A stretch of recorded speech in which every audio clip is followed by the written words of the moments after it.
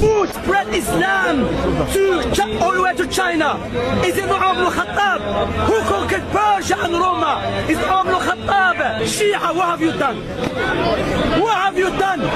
Ömer bin el-Xəttabın İslamı yaymasına gəlincə isə bu onun haqq olmasına dəlil deyil. Çünki onların nəzərində ən səhih iki kitab olan Buxari və Müslimin ittifaq etdiyi hədis bunu bizə bəyan edir. Belə ki, iki səhih kitabın müəllifləri ittifaqla aşağıdakı hədisi rəvayət etmişlər. Buxari və Müslimin ittifaq etdiyi hədislər tərcümə edən Kamal Hüseyn, səhifə 36, hədis 71. Və sözsüz ki, Allah bu dini günahkar bir adamın vasitəsilə olsa belə qüvvətləndirər. Deməli, Ömər bin el-Xəttabın İslamı yayması və qüvvətləndirməsi onun haqq olduğunun dəlili ola bilməz. Çünki hədisə əsasən bu işi günahkar bir kəs də edə bilər. Həmçinin Allah Quran-ı Kərimdə buyurur: Allahın elçisi sizlərə, Allaha və axirət gününə ümidini bağlayanlara və Allahı çox zikr edənlərə gözəl nümunədir.